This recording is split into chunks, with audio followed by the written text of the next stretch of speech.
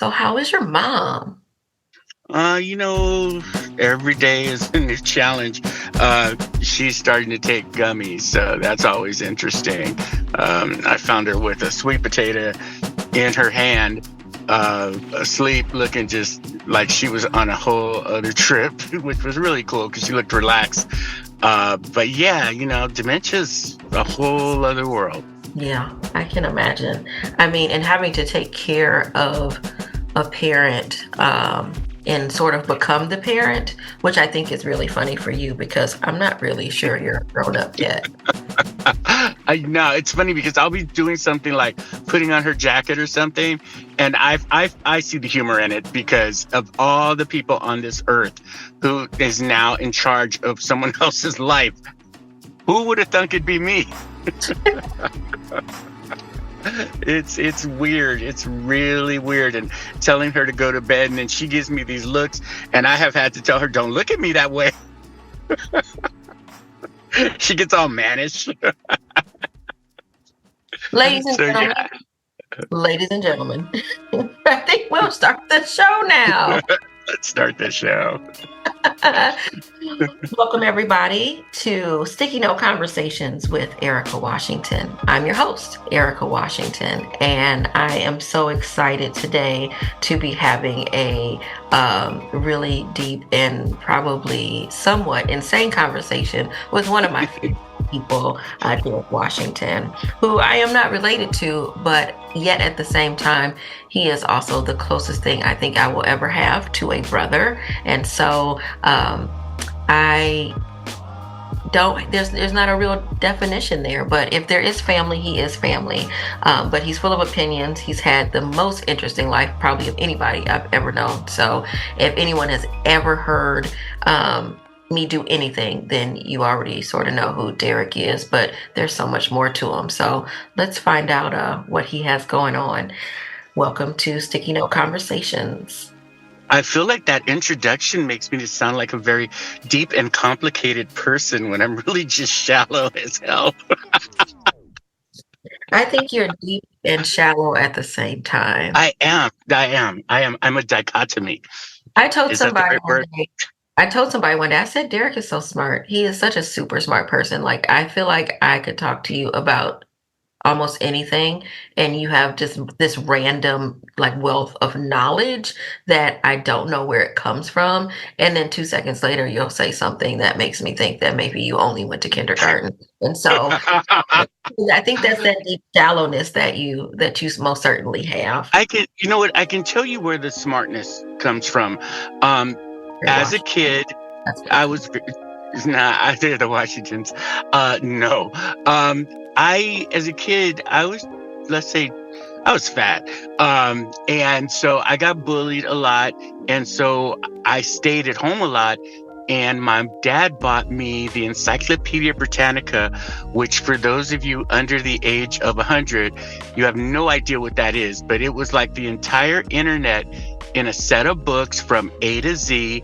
And then every year they did an update, and you got that. And they were like big books, big. And so I would sit at home, and I literally read the entire encyclopedia 5 or 6 times. So literally every book, it would be like A to B, and every single country in the world that begins with an A or a B, every subject that begins with an A or a B. And, that bullying made me figure out something else to do with myself. And that came from that. And then I got tired of being bullied. And in the 7th grade, I decided, well, you know what? I'll be funny. And then that leads you into a whole other knowledge set. So yeah, that's where we get that yin, that yang, that up, that down, that top, that bottom. I said bottom. That makes me a little sad, though. I'm feeling very after school specialist at the moment. A very Feels special like, blossom. Bullying. feels like I was a fat kid who was bullied, so I read the encyclopedia, and now I'm an Yeah. interesting person. Yeah. So, I mean, remember a few years ago when they had that thing for gay kids where it said it gets better? It does. I mean, it does. But as an adult, you find out just as it gets better, it's time to slap you back down. So, It is what So, it is. It's life. so for the few people who have no idea who you are No whatsoever, idea. give what is your title? Who are you? How old are you? Where do you come from? Okay, first of all, you never ask a gay guy how old he is, because in grinder years, I'm 39. Anyway, so I'm Derek Washington. I am chairman of the Black Democratic Empowerment Project, which is the largest chartered Black organization with the Democratic Party in Nevada. I'm also chairman of Stonewall Democrats, which is basically the same thing for the gays, the LGBT, the T's and the Q's. And I also am the host of a little talk show called Talking While Black, which is a conversation about everything that interests me with people that interest me. And because I read the encyclopedia, that could be anything. One day it could be a politician, the next day it could be a porn star. But it's people that I find interesting and that in one way or another, I actually like. That's a lot of stuff. Yeah. Why? Why politics? Why be so entrenched in the Democratic Party? Okay. I originally am from Chicago. And as a little kid, we had the original Mayor Daley. And for those of you who don't know, Mayor Daley was the boss of all bosses. He was the political boss. He's a Democrat. And in Chicago, everything is politics. You get your parking tickets, you go down to your local alderman and you give him $10 and he makes that parking ticket disappear. You need your electricity connected. You give somebody money in politics. So it's corrupt as hell, but it made things happen. And so I was always fascinated by that. And then I saw a movie called Mahogany. And in Mahogany, Billy D. Williams is a city councilman. And I just really admired him. And I thought he was the coolest thing. And then there were people like Adam Clayton Powell. Who else affected me? Reverend Ike. So I just have always known that politics actually matter to Black people. It's the only way we've gotten anything. The civil rights movement was about getting the right to vote, which then gives us the right to elect people like us to make sure that hopefully we are protected and encouraged. So that's why politics, and as far as the Democratic Party goes, it is flawed.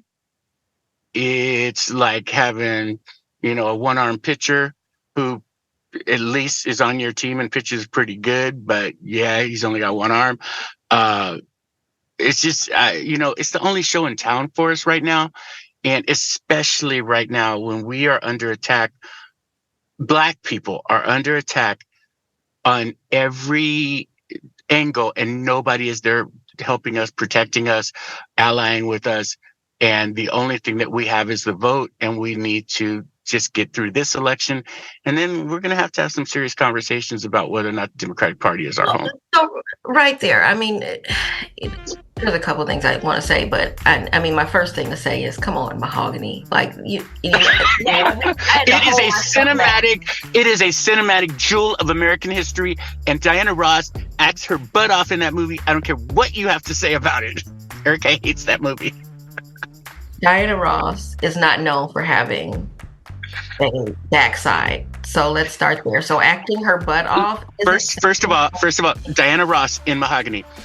Hey, Mr. Councilman. I want my old man back.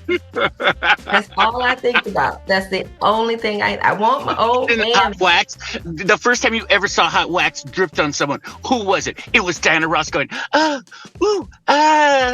Yeah, that was when she had that moment where she realized that she had overstepped her bounds, that she had stepped out of who she was, and that she needed to get back to herself. Do you know where you're going to?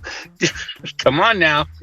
Well, as a theme song for 2024, that could be what we need to think about. But something else that you said, it's like, after this election, we need to, really have a conversation. But I feel like That's the same line after every conference, Yeah, after yeah. every election. It's like, now we need to, get down to the brass tacks, but this is all we have right now. It feels like such a poverty mentality. Like, I don't understand how we're going to keep having the same conversation every cycle, expecting something to be better unless we do something better on the front side. Okay, so here's the thing about that. So yes, the Democratic Party has been the boy who cried wolf far too much, and this time the wolf is actually at the door. If Donald Trump or any Republican gets elected as president, it's over for this country. It is over, and especially over for Black people. Let me tell you something. Every single group in this country has a thing about Black people. Every single group. And honestly, the only group that I feel, and I'm just going to say this, the only group that I feel safe with as far as allyship with Black people are Jewish people. They've always sort of been there for us, and I mean, we have a complicated history with them as well. But the simple fact of the matter is, if the Republicans get in office, look at what they've already done. They've gotten rid of Black studies all across the country. Anything to do with diversity, inclusion, and whatever the E stands for, um, equity, I don't know. Anything that DEI, anything CRT, anything with anything that in any way, shape, or form has any positive thing to do with Black people has been erased across the South for sure, and would gladly be erased throughout the country with a Republican in office. Unfortunately, we are in, like on RuPaul's Drag Race, we are in a lip sync for your life moment right now. After this, yeah, I don't know how I feel about anything after this, but because we shouldn't be in this position. But we What are at a community point. do you consider yourself a part of? I know you don't want to say your age, but my goodness, I think it would be Oh, helpful for I'm Gen context. X. I'm totally Gen X. Um, You're I not a grew up boomer? on. See, here's the problem with that. I'm born in '63. They say Gen X starts in '64. I consider myself Gen X. I was born on the cusp between boomers and Gen X, but I definitely grew up Gen X with new wave and punk rock, the very first hip hop. I'm talking Sugar Hill Gang. Um, so I grew up as a child in the 60s, but and then as a teenager in the 70s and as an adult in the 80s. So I grew up in a time where I saw everything. We lived in Chicago during the riots, when Dr. King was killed. In the 70s, we lived as the Huxtable life. In the 80s, everything got even better. And then as with all things Black, everything fell apart by the end of the 80s because we were targeted again. And yeah, so that's my background story. So basically, the good years were from the 60s to house music. And the other reason I ask is because I think it does help with mindset a little bit, and for the audience to understand a little bit about where you come from. Because I've also interviewed my daughter who is 20, so that mindset is a lot different from yours or mine. And technically we are of the same generation, just at polar ends Tail of it. ends. Yeah, Yeah. so I consider myself in Gen X, but some people would call me a millennial, and I don't. Don't take that. Don't take that. That's an insult. I don't know if it's an insult, but I don't know. When I think of millennials, I think that they might be younger than me, especially since I have children in college and already graduated from college. It doesn't fit for me. Um, and I think I've also have been called an old soul for so long Yeah, that that that you are. added to it. So. Yeah, that I think that's one of the reasons that we were attracted to each other. Because I am not an old soul. I'm just old, and you are an old soul. So So we yeah, match. So yeah. I'm right there with you, even though your maturity level sometimes is questionable. It's why I'm not wrinkled, except in my forehead, which my grandmother told me not to do. Well, stop frowning. You get stuck Yeah. like that. So back to the Democrats. Okay. It's 2024. Hmm. It's our season for elections. And and that's how we met, was around hot button issues and topics Yeah. with politics, when I worked for the Las Vegas Sentinel Voice, and I came to an event, and you were interviewed, and I think by one of the local TV stations. And this was right when Obama, our former President Obama, had signed in the bill around, I think, was that Don't Ask, Don't Tell, or whatever, Yeah. repealing it, Yeah. the repeal of that. And so getting your hot takes on how that affected you and your community and all of that.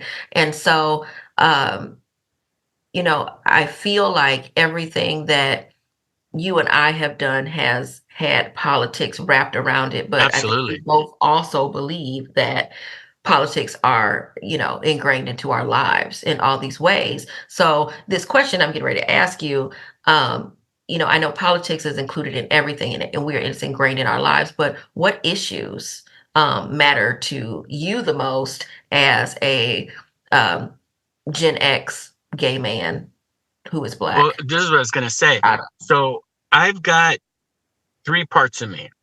I am totally black, blackly black, black, black. Uh, I am gay as gay can get. I'm also a super duper patriot. And I think that's the part that people miss about me. I love this country. I will declare it from the highest peak of this country that we are the greatest country that has ever existed on this planet, and that we have the most potential. And so I really love this country. I also really love my Black people. And I also am really proud of what gays have done and what my role in gay rights has been. So it's sort of a combination of things that all go back to what party on all my three issues, what party has been there for me? What party is the only party working on those issues? That's why I have a loyalty to the Democratic Party and am willing to try to fix it.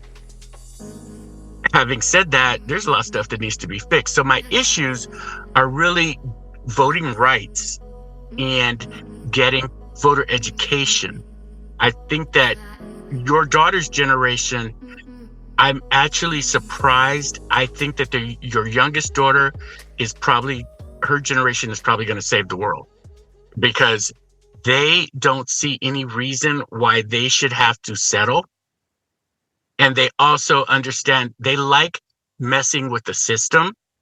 One of the things about Gen Z in particular that I like is back when Donald Trump was running and he was having those stupid rallies, and they took all the tickets for one of his rallies and then didn't show up. And I thought, That okay, was really hilarious. they understand how to be petty and effectively petty. And I love petty, as you well know. So, so voter education, voter encouragement, voter engagement, there's no more important issue to me than that. So, do you think that people will turn out in 2024? Are you concerned at all with apathy, especially the way that people kind of really, I mean, honestly, sort of dog Joe Biden, but also at the same time feel like, oh, well, if Trump is able to run, then I'm not going to vote. Or, I feel like there are multiple reasons why people have given. And all of that, honestly, Erika, so much of that has been thought out. The thing about Joe Biden, it's relentless. It's like they did about Hillary. Hillary was corrupt. Hillary, over 40 years, has been corrupt. Hillary, over 40 years, has been a murderer. Hillary has been a drug dealer. Hillary, Benghazi, Benghazi, Benghazi. Name me another person on either side of the aisle that sat for 8 hours without taking a pee break to be grilled by Republicans and took it and came out of it unscathed. So there's a misinformation machine on the right wing side that equals what the Nazis were able to do to the Jews. And it's aimed at Joe Biden. It's aimed at any black woman of power. Look at what just happened at Harvard. It's aimed at it's a disinformation machine that is very, very good at what they do. Joe Biden has a speech impediment, has had it since he was a kid. They have turned that into he's an idiot, he's feeble, he's this, he's that. Whereas if you listen to Donald Trump, he the other day started talking about grannies in the middle of talking about oil, in the middle of talking about how he needs to have immunity from anything he ever does, including the stuff that's illegal. But the Democratic side is horrible at messaging because Michelle Obama said the best and the worst thing ever. She said, when they go low, we go high. Now, when they go low, we need to show them the basement. And I don't think we do that enough. My favorite political quote, James Carville says, when my enemy is drowning, I throw them an anvil. We need to do that more often. And unfortunately, we don't do that enough. Senator Reid was great at that. I miss him. He was a mentor of mine. He taught me that. Pettiness it can be a lovely thing at the right time. Okay. I feel though, as our former first, what? You try to act like you don't do petty, but you do it, and you're like a master class. So just go ahead with your question. I take that as a compliment. Yeah, you should. But our former First Lady, Michelle Obama, who is also a Capricorn, I believe that she has a lot of room for petty. And I think that she was trying to give us some motivation to be greater and to be better than not to put up with. And so I think that, I'm going to interpret her quote in a way that suits me, I think, which, we may not need to go all the way to the basement, but I think that we certainly need to probably cut certain things off at the knees where we can, but doing it with grace. So when they get to the basement, we need to already be there. When we go low, it still looks lovely. Okay. All right. Like, bless your heart. So yeah, I'll give you that. Michelle Obama could save the entire world in one sentence. I am running for president of the United States. That would save the world, because I wouldn't want that for her. I would not want that for her. You don't have to want it for her. This is the time, back to the patriotism. This is the time that the good people need to step up and save this country. She literally could save this country. Literally. There go black ladies having to save the country.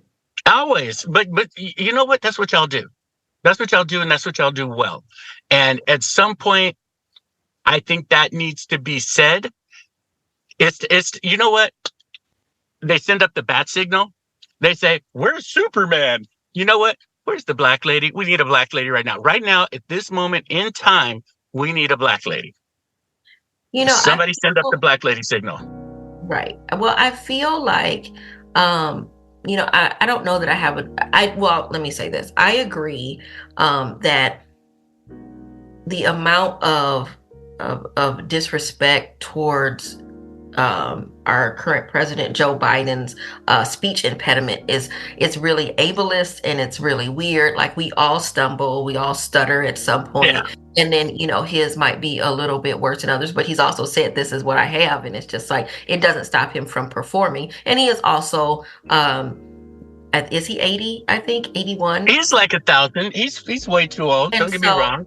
And so there's a lot with that. And the amount of deference we give to a lay person or a civilian who resident of wherever who is 80 versus him is very different. So, but also, I guess, he is the president, but it also begs the question, why do we keep electing people that are of that age? And not to be ageist, because, and you've called me ageist before, and I am not ageist. I think you can be 80 and do a lot of great things. And I think you should be doing great things. I can't imagine why you'd want to be president, though, because the amount of work that it takes. Like, don't you want to, relax a little bit? And then also, you have a lot less left of life, then you've lived so much life and you have a lot less on this side as opposed to somebody younger who has more on the other side still left to live, hopefully, God willing.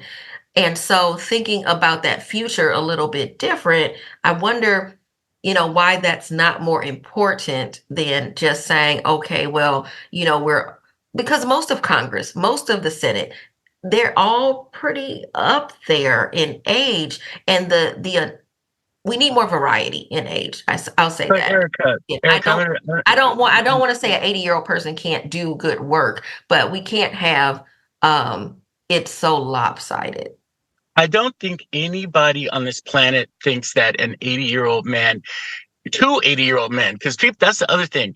The right wing is so good at pointing out his age. Donald Trump is right behind him. Oh yeah, no, yeah. That's why I said all of them, just Yeah, yeah. lopsided. I agree with you. But Almost look, all of Congress and the but Senate.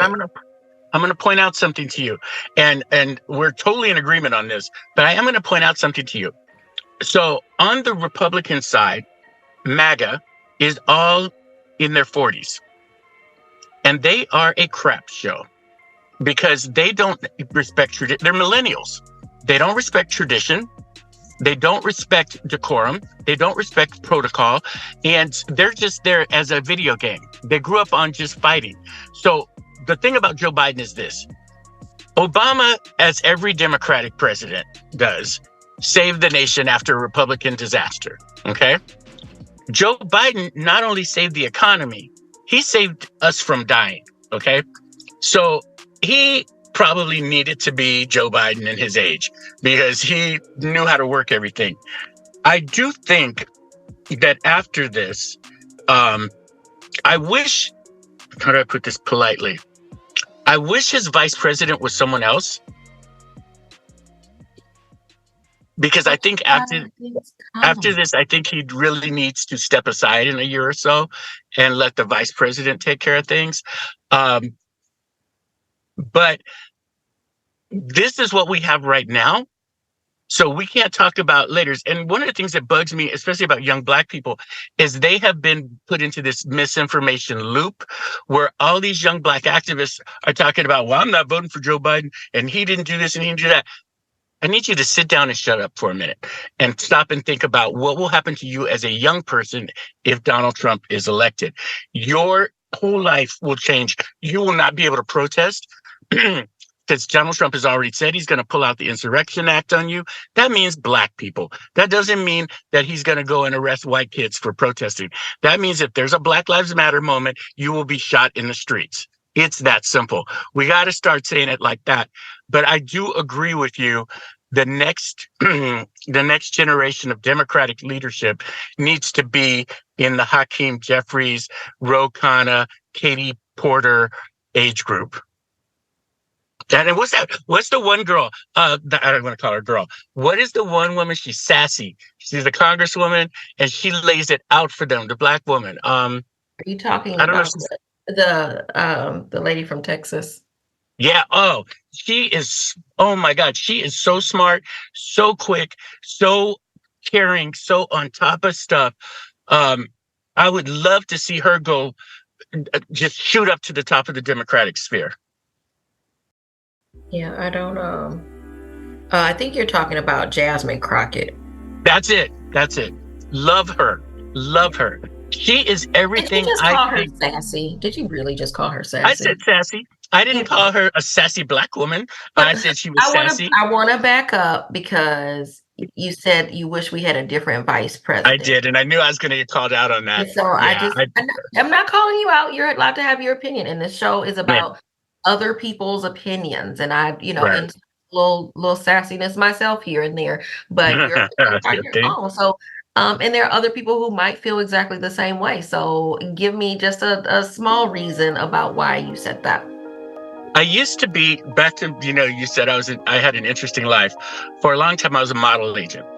And people would walk in and they'd be the most, what you think of as the typical model.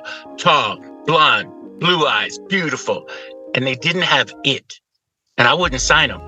Somebody else would come in with a crooked nose, weird hair, and I would sign them, and they would be the ones who worked, okay? they had it. There are politicians who have it. Maxwell Frost has it. Jasmine Crockett has it. Kamala Harris doesn't have it.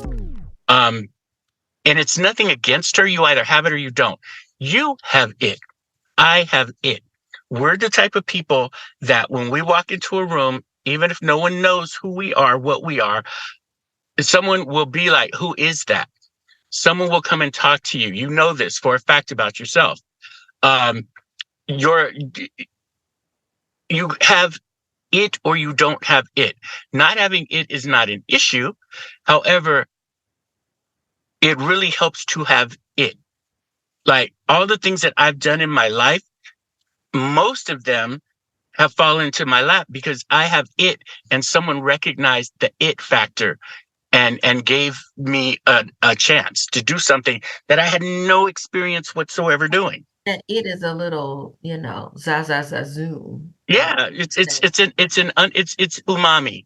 It's a thing that you can't describe, but you know it when you see it, you know it when you feel it, and you probably know it when you have it, because it isn't ego at all. In fact, many people with it don't feel it-ish, but she doesn't have it. And I think she's accomplished. I think she's smart. I think she's all the things, but she doesn't have it. If she was in a room and Jasmine Crockett was in the room, I would go talk to Jasmine Crockett. Okay, fair enough. Fair enough. Yeah. Well, I want to talk about some other stuff, but to sort of like wrap this politics space up, we started off talking about your mom. And your mom currently has dementia.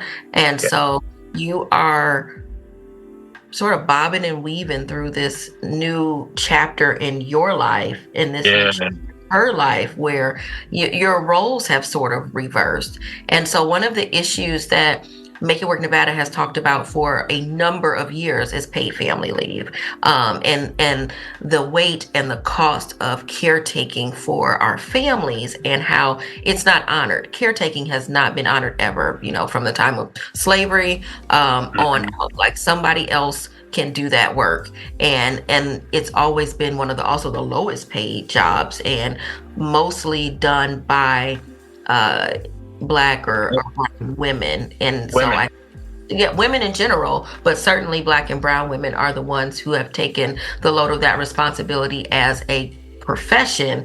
But then when it comes to doing it for your family, where it's not paid, but you still have to work at the same time and trying to figure out how to be able to work full time so you can pay the bills or pay somebody who can help take care of your loved one, is a struggle that so many people are going through, especially at this age group, because a lot of folks are also taking care of children at the same time. So you have small children, and then you have your parents that you're trying to take care of while you still try to live some sort of meaningful life. And so when I say all that, I'm wondering how that affects how you think about voting, and how it affects how you think about who should be leading our state and our federal government, but also even local government, because those folks matter,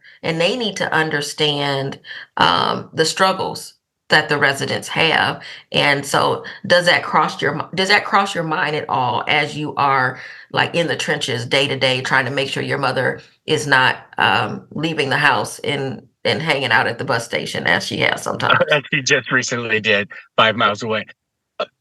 I'm in a unique position in that I can call out politicians in Nevada, and I can talk to people like I talk to you. It's my brand. So no one is shocked when I do it. In this election season, every single politician running for every single office, I am going to ask publicly, what are you going to do about this very issue? What are your plans? If you don't have any plans, I'm not messing with you, because it tells me that you're not a real person. One thing that has been interesting, I'll say, / good about this experience is everybody has gone through it. Everybody above the age of 50 is going through, about to go through it. My auntie said to me last night, my favorite auntie said to me, Derek, we're all on a road. None of us can get off of it. And I thought that was the most insightful thing to say. Every politician, and I'm going to grill them. Being chairman of two Democratic organizations, I have a certain amount of pull, in the sense that people sort of have to go through me in order to get to where they want to go. And as we start having forums and things like that, it's not going to be you get to speak 3 minutes and then we let you go. Nah, we're not doing that anymore. And this goes back to your asking about the Democratic Party. I'm in a position in the Democratic Party where I can actually point stuff out about politicians. And hopefully, I hate mediocrity. I hate mediocrity. I hate it in restaurants. I hate it in cars. I hate it in designers. I hate it in movies. Why do you think we put up with mediocrity Because I'll tell you why. Here in Las Vegas, we have what are called legacies. These are people whose families came here in the 50s and the 60s and the 70s and made a name for themselves, and we're supposed to bow down to them even when they're not worthy. You know, we've got people who lay claim to having the second black doctor in Nevada. As some reason we're supposed to respect them. We've got people who are politicians who come from a long line of politicians that we're supposed to just take what they say, even though they are extraordinarily mediocre. It's a black thing. It's a respect thing. It's a church-related thing. We know Bishop is tiddling the choir director, but we're not supposed to say nothing about it because that's Bishop. It's just a very, very, very ingrained thing, I think, in particular with black people, that we don't challenge other black people, because then it looks like we're trying to bring a black man down or we're not supporting a sister. And we need to reevaluate who is worth not bringing down, who is worth bringing up, who is worth supporting. And it's a conversation that we as black people swear we have, just like with the Democratic Party every 4 years. We swear that from now on, we're going to hold them accountable. The word accountable means nothing in politics. Do you think we have lower expectations? I think we are blackmailed into having lower expectations, because I think people in power will always try to keep people who aren't in power down. And I think in the black community, in the black political community, we have a real way of saying, if you don't support this person, you're not supporting black people. Or why are you always trying to bring a black man down? Well, maybe sometimes the black man ain't worth putting up. Just because you're black doesn't give you a pass. To be mediocre. It has. Oh, it definitely has. It's happening right now. Here in Nevada, we got. I got no problem saying names. I know you're struggling right now. Just right. Because I'm looking at this without I'll give you examples. Examples. Okay. Yeah. I'm not gonna put anybody's name in my mouth, but we have a young minister who is the most obvious piece of mediocrity on the planet. But because he's young, black, and a minister, people are pushing him forward for what is bound to be a fall. We have a man running for mayor who is the most venal, self-involved, pushing person on earth. And people are supporting him. Luckily with him, people are standing up against him. We have a couple of young women who are legacies, who really, it's time to go sit down. And none of them, here's my problem with black politicians too, and I'm saying this in general, they never have a protege that they are bringing up. I cannot name a single black politician in Nevada who has a protege that they are saying, you know what, I'm going to train you, or a group of proteges, a group of mentees. Senator Reid mentored me. literally had people fly in from DC to tell me how the Senate worked so that I could explain it to people so we could get Don't Ask, Don't Tell repealed. He mentored me on how to undermine your opponent in an election. He mentored me in how to hold an event that was interesting that people would then want to vote. I've never been mentored by a Black politician, and I don't know anyone who has. Have you asked? You know what? That is interesting. I have made many, many, many attempts, and here's something interesting. I'm glad you asked that because it sort of makes me think. I've never had to ask with white people. So I guess maybe I don't know what that difference is. So in answer to your question, I don't know if I have or haven't, but I've never had to ask to be mentored. People just took me under their wing. No Black politician has ever done that. Have you ever wanted to run for office yourself? I ran for city council. I did. The thing is, I did really well. I got more votes in my district than much more established politicians got in other districts that ran that year. But I did not win. But I did very well. And I was able to, I was sitting at dinner with a friend and I said, I don't want to see the results, you tell me. And he goes, you know what? You didn't win, but you got nothing to be ashamed of. So if I had had money, who knows what could have happened.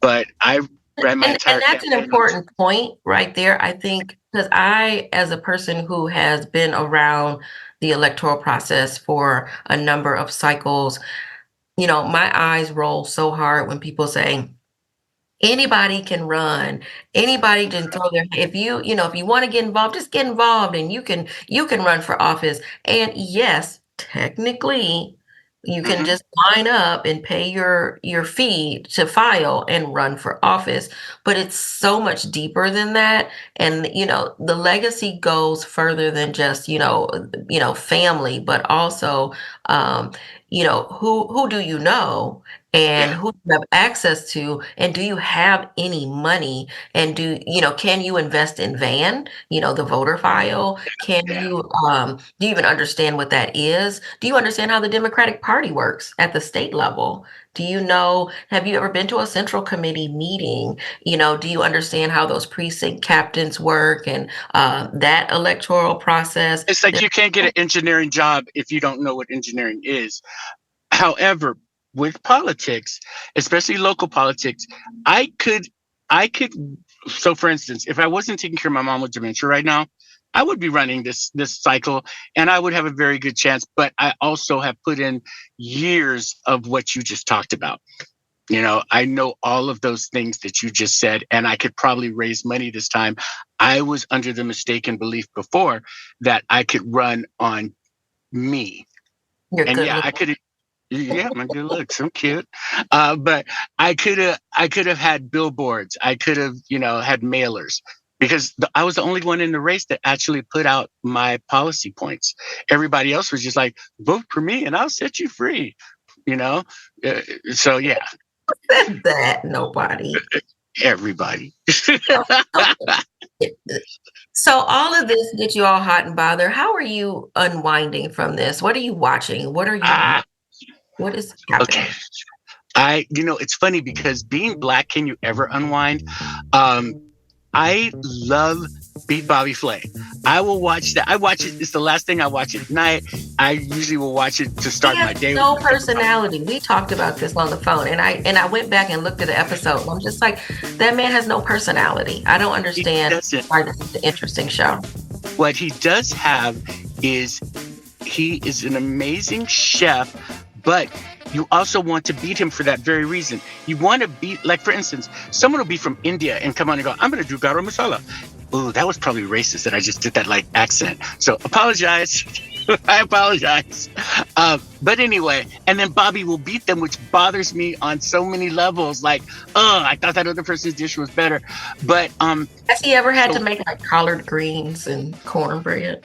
You don't want to know. The other day, I also watched Chopped, and the other day they did a challenge where there were collard greens and chitlins in the basket, and all the contestants were white, and seeing what they did to those two ingredients. One of them took the chitlins, steamed them, and then sort of mashed them up into like a ground beef sort of thing, and then wrapped them in a steamed collard leaf like it was a grape leaf.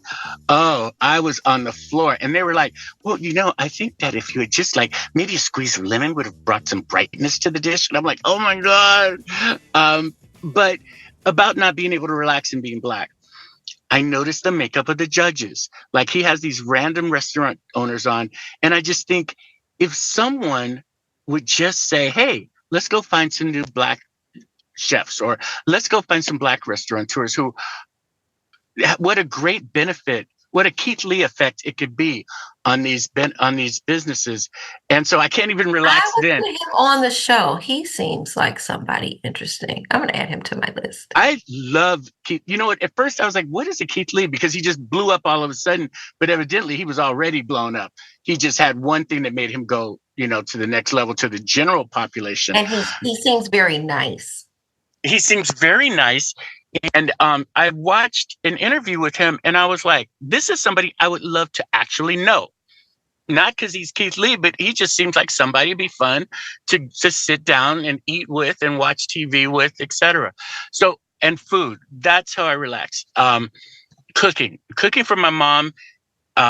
With her having dementia, I'm able to cook for her, and it gives me a chance to do some of the things I learned during Beat Bobby Flay. Like last night, I made her a baked sweet potato with a leek and brown butter sauce and Mexican crema on top. So I'm too fancy. Right. So yeah, that's how I relax. I love pop culture. I love Bevy Smith. Anybody listening, please, tune into Bevy Smith, Bevelations. She is a woman of a certain age, a Black woman, whose catchphrase is "It gets better later," and she's all the things. I love fashion. That makes me think about this thing around like the soft life. And so, have you heard that term that we're No, what is that? So you're seeing it a lot on the social medias, that especially for Black women, being able to get into your soft life era where, we're moving away from being hard and being poor, and that idea, that same way of, Black women having to come and save everybody and be superwoman and all of that. And it's like, no, I want to be soft. I want to be feminine. I want to have some time to relax and the luxuries of life. And so people are like, there's a whole line of products now, soft life, bubble bath or something. I don't know. But, so it's going to obviously, commercialize and, It's only a matter of time before L'Oreal buys it. Right, exactly. So next thing you know, it's the soft life. But what you were just talking about made me think about men, Black men. Like, what does that look like for Black men to have a soft life? Can you move into your soft life era? Can other Black men move into a soft life era where we are not always fighting and in that fight or flight space? Black women, speaking for Black women, have spent a lot of time in that space, and obviously Black men too. So as a Black man, do you feel like you have the space to live the soft life? I have always, my mom, hard worker that she was, my mom has always lived the soft life. My mom, she worked for Pan Am back in the day, which the airline is no longer around. My mom took me to Paris when I was 6 years old on my very first flight. So I've never not known. Okay, so I grew up a Huxtable.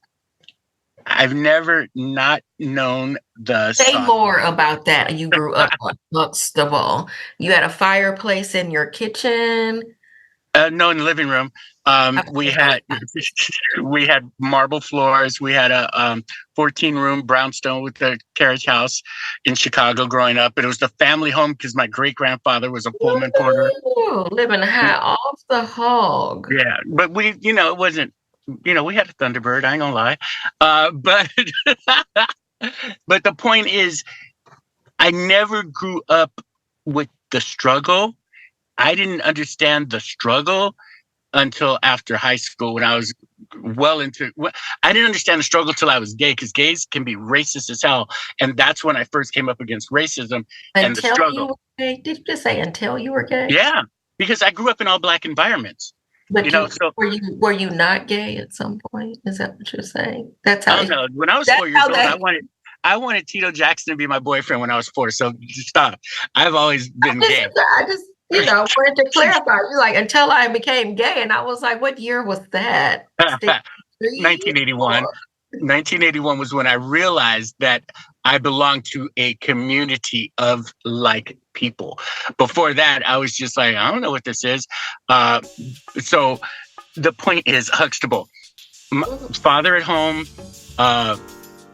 grew up reading, grew up knowing what Paris was, I just grew up very middle class and very aware of being Black, but not as in oh, you're Black, you have to worry about stuff. It was like, yeah, we're Black, we're proud. The very first book I ever got was Colored Heroes. My uncle was a contemporary and friend of Dr. King. And if everybody looks it up, look up Gil B. Lloyd, Gil, middle name B, Lloyd. He has a very famous letter he wrote to Dr. King at the beginning of Dr. King's rise, saying that he wanted him to become the president of the Southern Baptist Convention. And Dr. King wrote him back saying, Brother Lloyd, I appreciate you, but I've got other things to do. So I grew up in a family where all of this stuff was there, but it was in the sense of we're beating it. Like whatever the problems are, I didn't know they were problems. It was just, oh, this is how it is, and we don't take it, And I grew up I went to a Black private school where producers' kids went, like the producers of the Brothers Johnson and of Natalie Cole, their kids went to the school. Some of them kids came to school in a limo. So the struggle and the hard Black man stuff didn't come 30, 40 years, to be honest. So the struggle came. Yeah. And when I became a gay, the struggle came because gays showed me what racism was.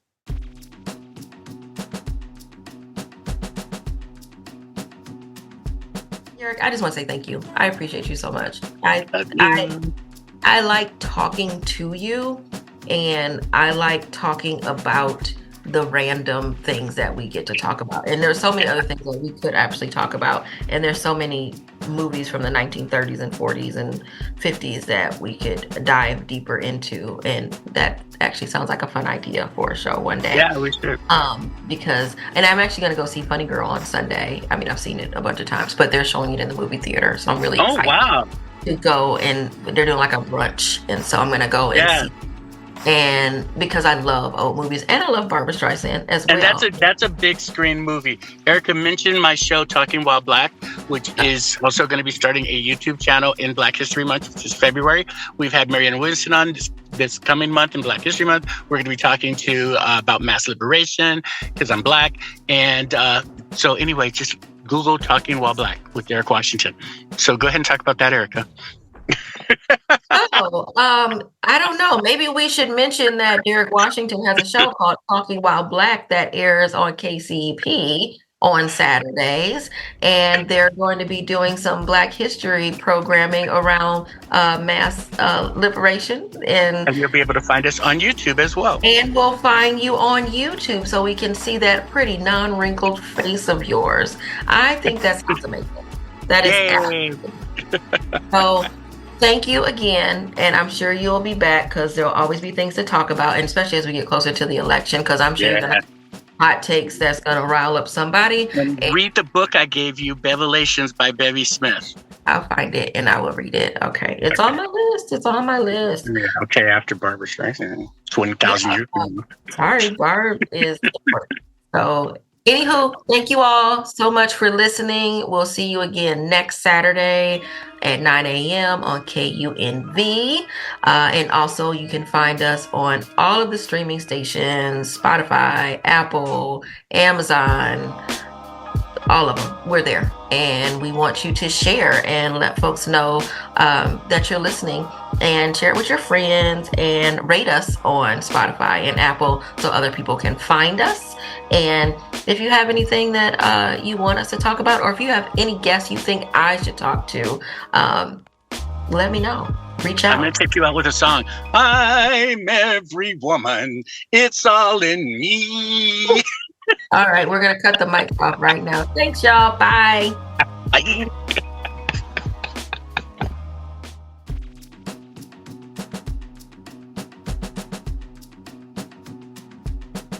This is Sticky Note Conversations with Erika Washington.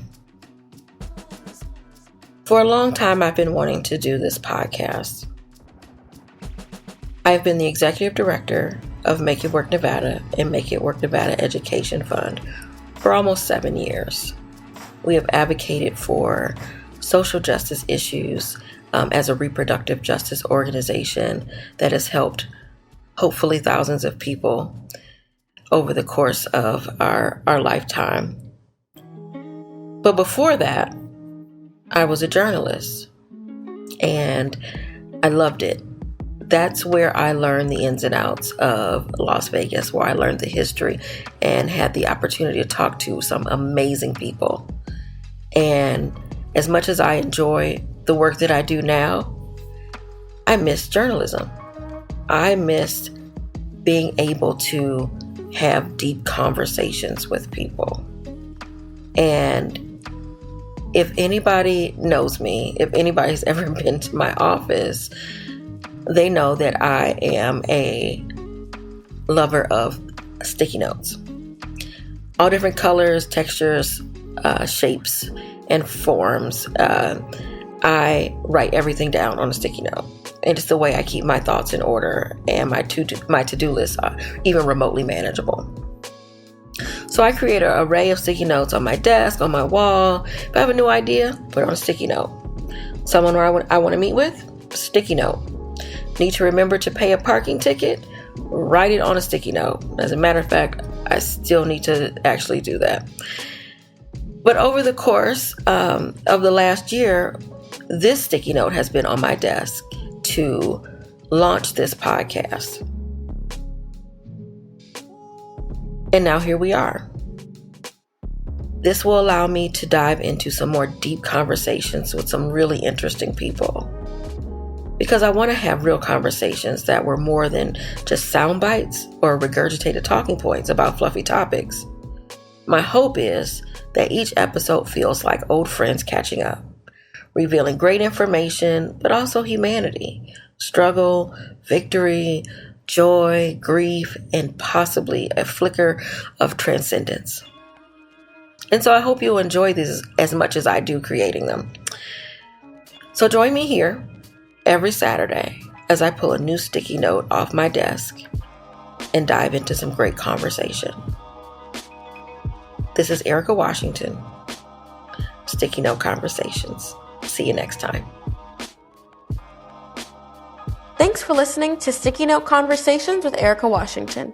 Hosted and executively produced by Erika Washington, with music, mixing, and editing by Black Gypsy LLC. Special thanks to KUNV 91.5 in Las Vegas. This show is powered by Make It Work Nevada, a project of Tides Advocacy.